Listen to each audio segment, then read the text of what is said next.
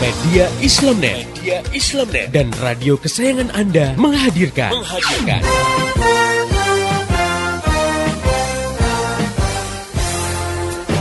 Voice of Islam. Saya pernah nonton satu acara televisi, di situ ada party, pesta-pesta di sebuah diskotik, lalu dibikin kuis. Cuman kuis itu syaratnya hanya boleh diikuti oleh pengunjung yang bawa alat kontrasepsi, alias kondom. Ternyata banyak yang bawa.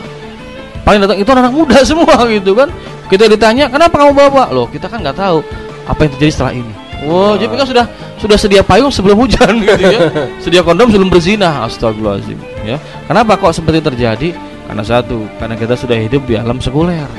Hidup dengan landasan memisahkan agama dari kehidupan. Jadi agama udah nggak dipandang.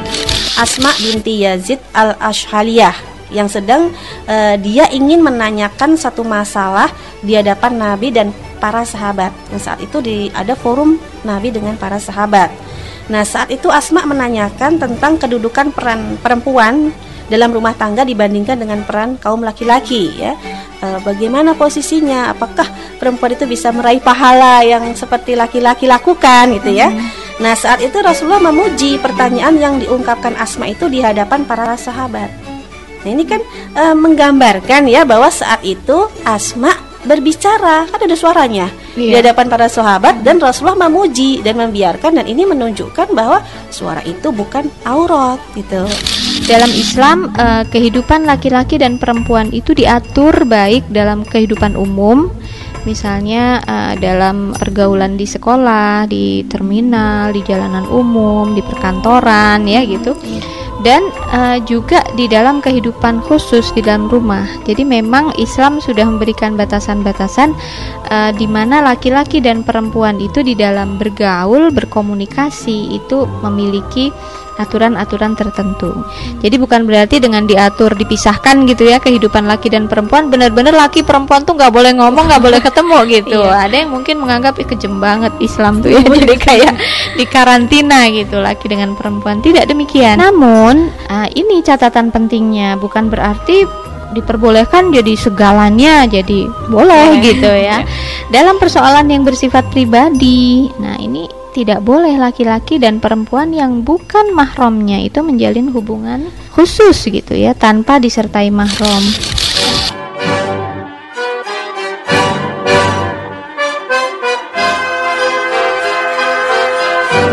Voice of Islam.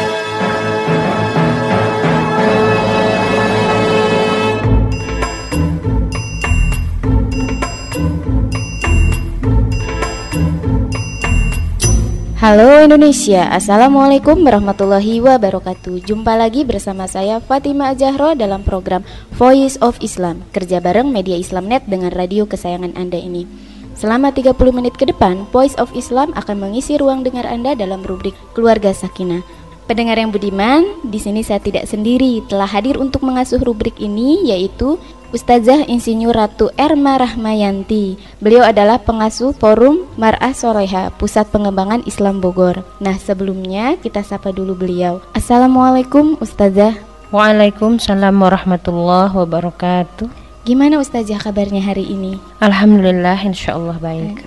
Pendengar yang budiman, sekarang kita akan membahas topik yaitu mencari jodoh yang islami. Nah, bagaimana Islam menetapkan tata cara mencari jodoh? Akan kita bahas bersama Ustazah Ratu Erma. Ya, baik pendengar yang budiman, langsung saja kita bincang-bincang masalah jodoh. Nah, Ustazah, apakah jodoh itu harus dicari atau tidak? Ataukah mereka datang sendiri? Baik. Bismillahirrahmanirrahim. Alhamdulillahirrabbilalamin. Terima kasih Mbak Zahro dan pendengar budiman yang berada di rumah. Terkait dengan persoalan jodoh, ini erat kaitannya dengan keyakinan kita terhadap persoalan itu. Ya, dalam sebuah al-hadis dijelaskan bahwa jodoh, ajal, rizki, nasib baik buruknya seseorang itu sebenarnya telah ditetapkan sejak manusia itu berada dalam alam rahim, ya, dan lebih tepatnya lagi pada saat ditiupkan ruh ya kepada ke dalam janin tersebut, dan pada saat itu juga telah dituliskan hal-hal yang terkait dengan yang telah disebutkan tadi. Sebenarnya Islam telah juga menuntunkan bagaimana tata cara kita mencari jodoh, dan ada upaya ke arah sana.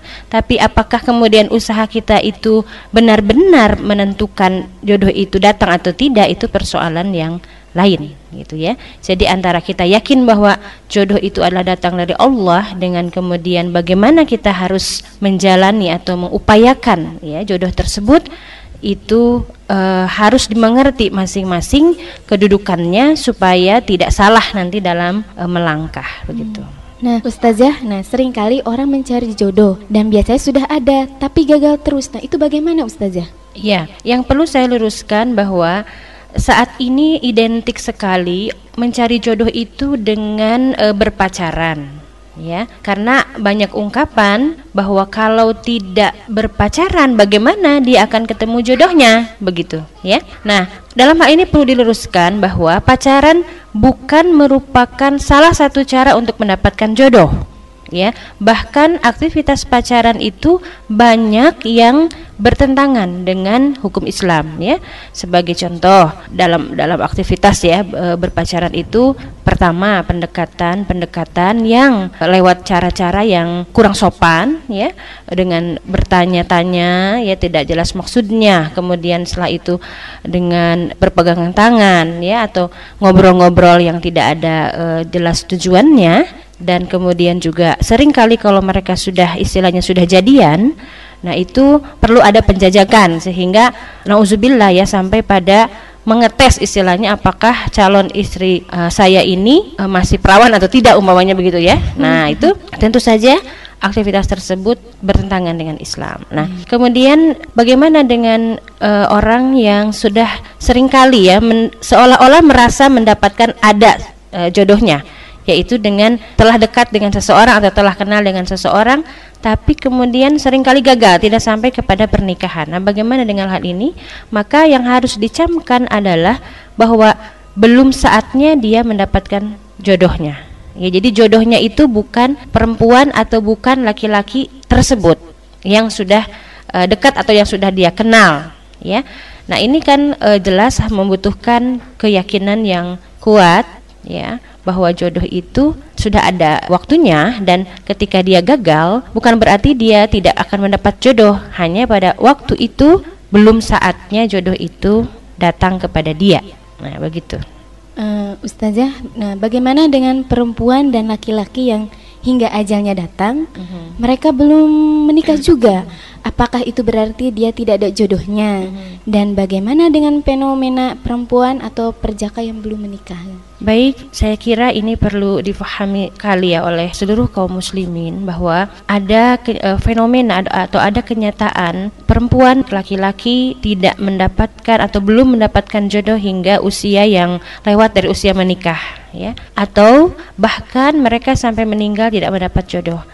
Apa yang harus kita sikapi terhadap fenomena ini, yaitu bahwa memang jodoh itu urusan Allah, ya. Manusia itu laki-laki atau perempuan yang tadi menjadi perawan tua atau sampai meninggal, dia kan memang tidak tahu apakah dia akan mendapatkan jodoh di dunia atau tidak, ya. Sehingga ketika pada saatnya dia belum juga menikah atau pada saatnya dia meninggal dan belum menikah, memang dia belum mendapatkan jodoh dan memang ditentukan untuk tidak mendapatkan jodoh bagi yang meninggal. Dan yang masih hidup yang perawan tua atau perjaka tua itu, pada saat itu ya dia belum mendapatkan jodohnya. Nah ini juga sangat erat kaitannya dengan keyakinan kita terhadap persoalan jodoh. Nah Ustazah, bila seorang sudah menikah kemudian dia bercerai, baik cerainya itu karena ditinggal mati ataupun talak gitu ya, apakah itu berarti jodohnya sudah selesai? Itu bagaimana Ustazah? Iya, ya baik. Ketika seorang laki-laki ataupun perempuan ditentukan untuk bercerai, ya baik di cerainya itu dia ditinggal mati ataupun kemudian dengan proses talak, maka saat itu jodohnya sudah selesai sampai di situ dengan orang tersebut. Ya, dan si Islam juga memberikan peluang kepada mereka yang bercerai itu, kalau cerainya talak satu, ya, dia ada masa iddah yang harus perempuan ini menunggu dalam suasana masing-masing pasangan itu berpikir ulang apakah keputusan mereka bercerai itu tepat atau tidak. Ya, terlebih lagi kalau mereka sudah punya keturunan ya, anak-anak. Nah, sebelum masa iddah selesai, bila mereka memutuskan kembali untuk berumah tangga, maka dalam Islam kan tidak perlu akad ulang ya, ada akad nikah ulang, langsung saja mereka bisa kembali melanjutkan. Nah, dalam hal ini tentu kita katakan Allah telah atau masih menentukan jodoh dia dengan pasangan masing-masing gitu. Nah, dan proses talak itu sampai proses yang kedua ya, apabila mereka bercerai kembali, tapi kemudian juga sebelum masa iddahnya berakhir mereka rujuk kembali, maka pada saat itu jodohnya masih dengan dia ya. Nah, pada proses talak ketiga mereka bercerai kembali ya, maka cerai yang ketiga itu menentukan bahwa jodohnya telah selesai, karena talak tiga ini adalah talak bain, talak penghalang ya. Boleh gitu Ustaz. Tidak boleh baik sebelum masa iddah ataupun sesudahnya laki-laki ini menikahi kembali mantan istrinya. Nah, lalu bagaimana kalau mereka masih ingin ya, atau ternyata Allah membukakan hati mereka untuk kembali, maka ketentuan dalam Islam adalah si istri ini harus menikah dulu dengan laki-laki lain ya, yang bukan suaminya terdahulu itu. Nanti bisa jadi ya kembali suami yang pertama dengan istri itu kalau si istrinya telah bercerai dengan suami yang kedua, dengan laki-laki yang lain itu. Dan setelah masa iddahnya habis ya dari perceraian dengan laki-laki yang kedua, maka suaminya laki-laki yang pertama itu boleh menikahi perempuan tersebut. Nah, ini ada ketentuan-ketentuan yang harus dijalankan ya dalam persoalan tadi. Nah, tapi apabila sejak talak pertama suami istri itu tidak menginginkan kembali mereka bersatu setelah masa iddah habis, maka saat itu sudah putus ya, sudah putus jodoh mereka ya, kecuali apabila nantinya mereka bersepakat ulang dan Allah membukakan pintu hati masing-masing untuk bersatu kembali. Caranya adalah dengan melakukan akad nikah kembali, jadi akad ulang begitu ya. Nah, pendengar yang budiman, bagaimana penjelasan paparan dari Ustazah Insinyur Ratu Erna? Nanti kita akan membahas kembali pertanyaan-pertanyaan tadi, tapi setelah kita dengarkan lagu yang berikut ini. Tetap setia di Voice of Islam. Cintamu dalam hatiku memenuhinya begitu. Cintamu dalam hatiku memenuhinya begitu. Cintamu dalam hatiku memenuhinya begitu. Cintamu dalam hatiku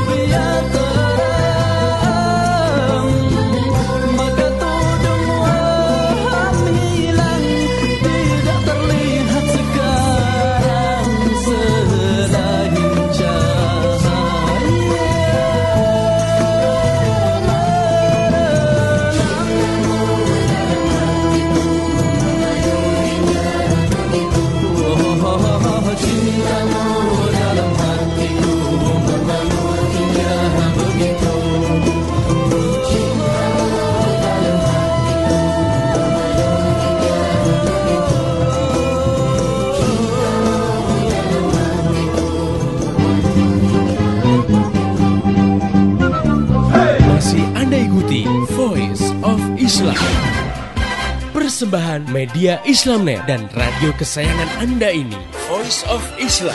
Voice of Islam. Voice of Islam.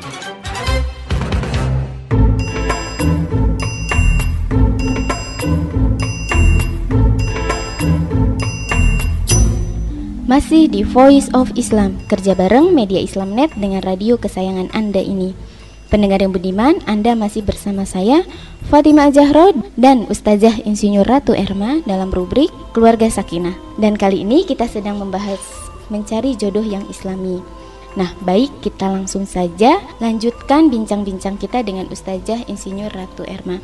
Ustazah, bagaimana dengan adanya banyak orang mencari jodoh, mereka itu pergi ke dukun misalkan gitu, terus pergi ke air terjun atau pergi ke sendang, itu bagaimana hukumnya Ustazah? Iya, baik. Pendengar dan budiman, terima kasih juga Mbak Fatimah.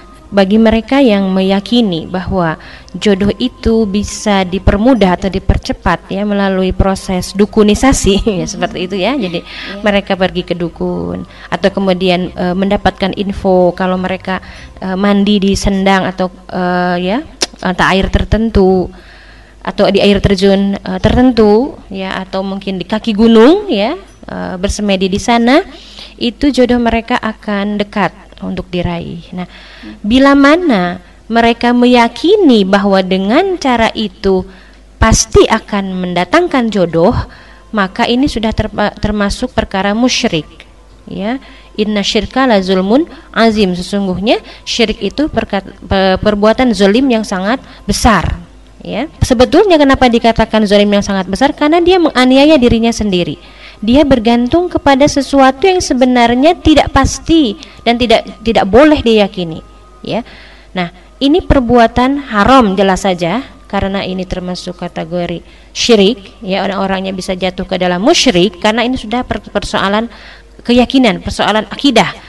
Ya, dia mengesampingkan keyakinan bahwa jodoh itu sudah ada waktunya, jodoh itu Allah yang menentukan. Kita hanya mencari dengan cara-cara yang telah dituntunkan, tapi kemudian dia menyimpang dengan cara-cara yang tidak diajarkan, tidak dituntunkan, tentu saja ini perbuatan yang menyimpang, ya.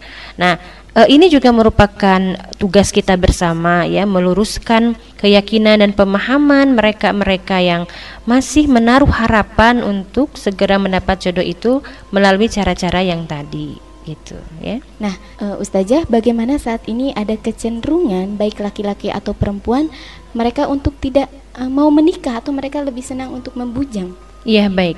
Perlu dipengerti terlebih dahulu mengapa ada fenomena orang-orang yang cenderung untuk membujang, ya. Ini lebih karena persepsi mereka terhadap pernikahan itu yang dianggap berat.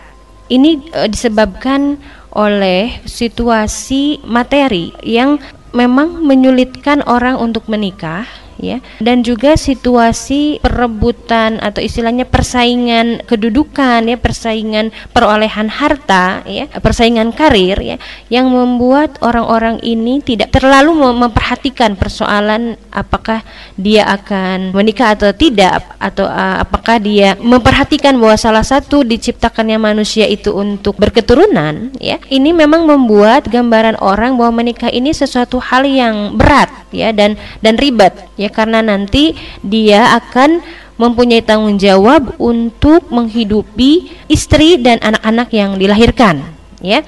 Sementara di masa sekarang tidak mudah, ya, untuk mendapatkan uang untuk menafkahi mereka, ya, sehingga ada kesan bahwa ingin lari dari tanggung jawab. Terlebih lagi kemudian ada situasi yang membuat para pemuda sekarang ini cenderung tidak siap menjalankan pernikahan karena proses pendidikan yang ada di masyarakat tidak membuat seseorang segera mapan dan matang, ya, dari segi pemikiran dan perilaku, begitu, ya.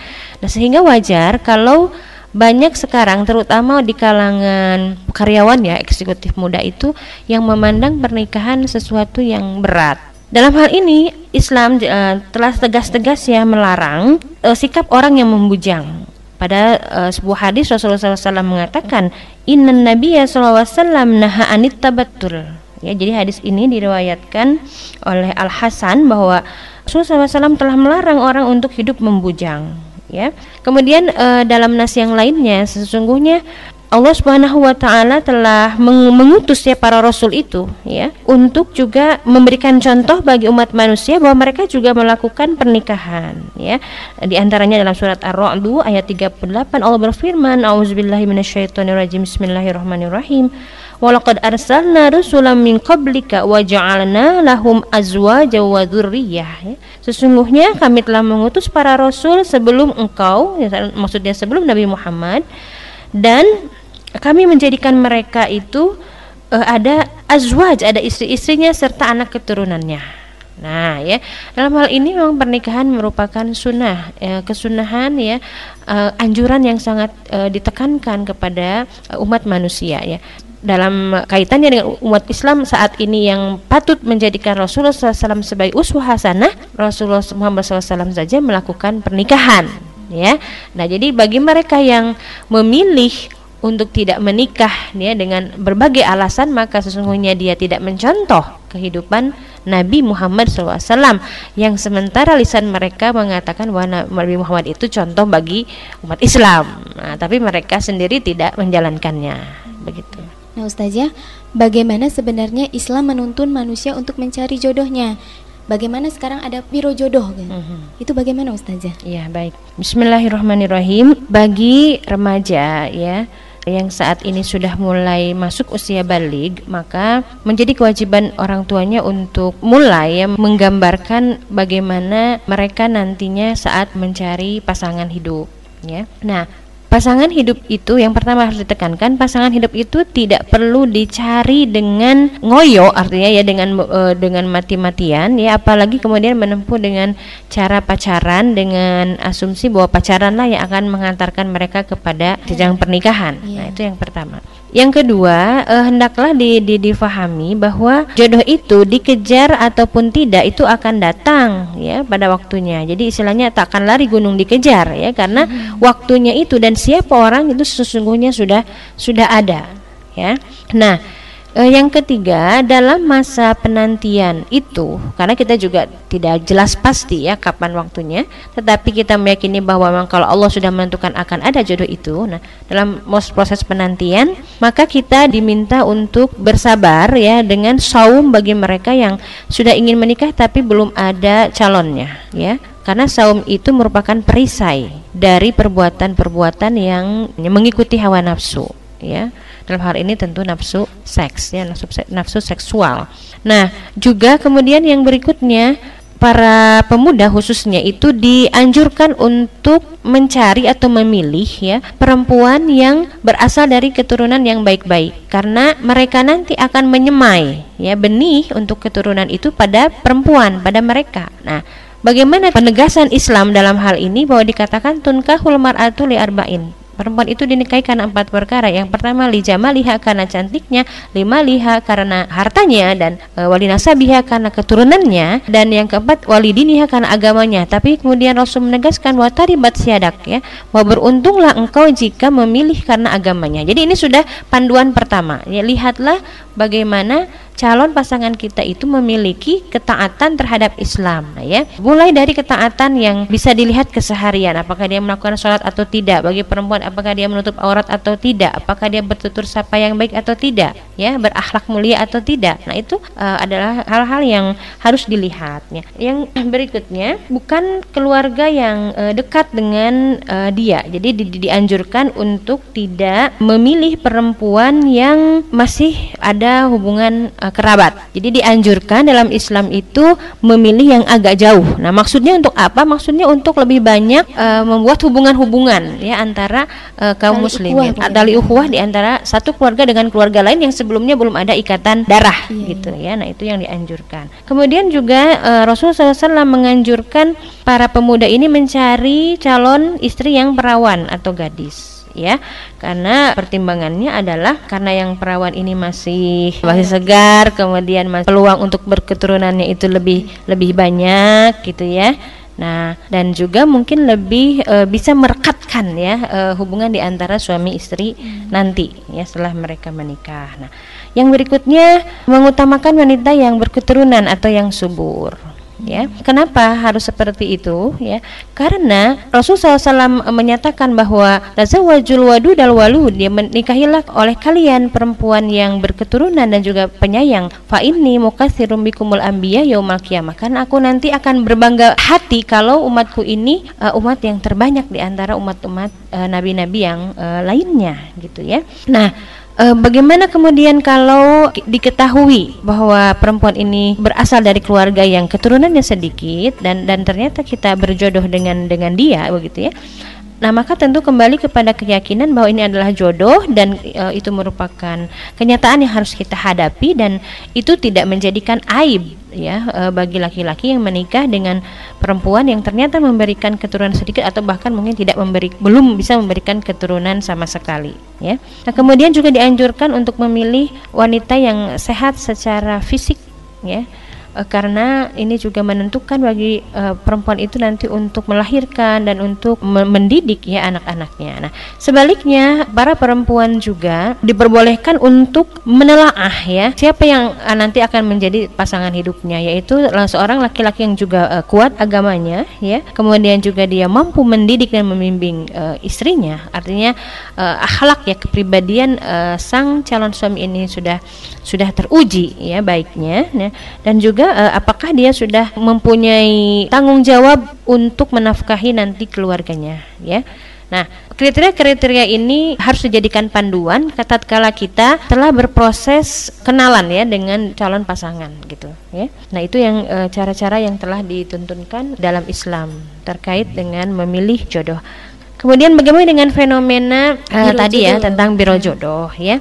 Perlu dilihat dulu apakah biro jodoh yang ada sekarang ini caranya menyimpang dari hukum Islam atau tidak. Nah, kalau biro jodoh ini prakteknya menghubungkan laki-laki dan perempuan ya, kemudian dipertemukan dan pertemuannya itu memungkinkan untuk terjadinya pelanggaran hukum syara, tentu hal-hal seperti itu tidak diperbolehkan. Nah, tetapi kalau biro jodoh ini menggunakan suatu media ya, mediasi baik itu melalui email atau SMS ya, kemudian terjadi chatting dan terjadi dialog serta obrolan di antara mereka dan obrolannya itu tidak menjurus terhadap pembangkitan nafsu seksual, tapi benar-benar untuk sharing ya, dalam arti mengenal bagaimana pemikiran dia, bagaimana sikap-sikap dia dalam atau istilahnya ta'aruf mungkin ya. Ya, mengenal ya bagaimana pemikirannya, bagaimana sikap-sikap dia dalam menyelesaikan persoalan. Nah, maka tidak ada masalah ya mendapatkan jodoh via seperti itu ya. Lalu bagaimana kalau ternyata perempuan ini yang lebih agresif ya, lebih dulu untuk mencari laki-laki umpamanya. Dalam hal ini selama kemudian perempuan ini tidak atraktif atau agresifnya itu dengan cara yang salah, jadi mempertontonkan kecantikan di antara laki-laki ya dengan berdandan, menggunakan minyak wangi dan sebagainya. Selama tidak seperti itu, tapi kemudian dia mengutarakan maksud bahwa dia ingin menikah dengan laki-laki tertentu, maka cara itu diperbolehkan. Ya, tidak berarti wanita itu merendahkan diri di hadapan laki-laki. Kenapa?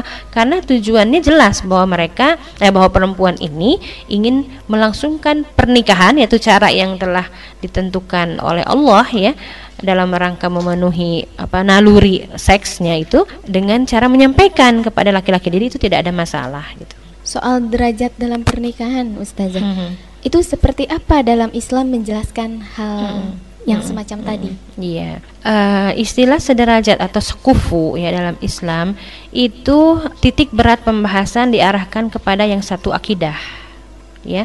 Jadi ini merupakan poin pertama ketika laki-laki atau perempuan ini akan memilih pasangan hidup. Jadi harus yang satu akidah, yaitu sama-sama muslim ya. Islam tidak menekankan pembahasan sederajat ini dalam persoalan keturunan bangsawan atau tidak ya, atau juga dari segi apakah mereka berasal dari keluarga yang mampu, kaya raya, atau kemudian tidak ya, atau juga kemudian apakah sederajat ini harus sama-sama cantik, cakep dan cantik, atau yang buruk harus berjodoh dengan yang jelek misalnya ya, tidak cantik. Tidak, Islam tidak membahas soal itu ya. Jadi yang sederajat ini adalah mereka yang seiman ya, semukmin, seakidah, dan kalau sudah demikian itu dikatakan dia sudah sekufu ya. Meski kemudian laki-lakinya ini bangsawan, perempuannya dari keturunan biasa saja ya, atau meski perempuannya lebih kaya dan laki-lakinya biasa saja, itu tidak dipersoalkan ya. Karena bila mereka sudah sama-sama paham ya pernikahan itu untuk apa, maka insya Allah persoalan tadi tidak terlalu menjadi perkara ya. Nah, bagaimana fenomena dengan keluarga sekarang yang mempersoalkan kesederajatan ini melihat dari keturunan dan harta? Tentu mafhum ini yang harus kita luruskan dan diganti dengan mafhum bahwa yang dimaksud sederajat itu adalah sederajat dalam keimanan. Oke pendengar yang budiman, itu tadi bahasan kita tentang mencari jodoh yang islami. Oke, buat pendengar yang ingin bertanya, memberi kritik, saran dan masukan, Anda bisa kirim surat ke radio kesayangan Anda ini, atau kirim SMS ke 0856 9492 4411, atau bisa juga melalui email ke mediaislamnet@yahoo.com. Untuk informasi lebih jauh tentang Voice of Islam, radio-radio di seluruh Indonesia yang menyiarkannya, topik-topik yang akan dibahas, juga info-info lainnya, silahkan klik di www.gaulislam.com. Saya Fatimah Zahro dan seluruh kerabat kerja yang bertugas mengucapkan terima kasih kepada Ustazah Insinyur Ratu Erma Rahmayanti atas penjelasannya. Ya, sama-sama. Terima kasih juga buat pendengar yang setia mengikuti acara ini. Pesan saya, sampaikan apa yang Anda peroleh dari acara ini kepada yang lain, agar rahmat Islam bisa segera tersebar luas, termasuk di kota Anda yang tercinta ini. Mari menimbang masalah dengan syariah. Assalamualaikum warahmatullahi wabarakatuh. Demikian tadi Voice of Islam. Voice of Islam. Semoga hikmah yang terkandung bermanfaat untuk kita semua. Amin amin amin ya robbal alamin. Kembali bisa Anda dengarkan Voice of Islam. Voice of Islam menghadirkan topik-topik seputar kehidupan kita esok hari di waktu dan gelombang yang sama.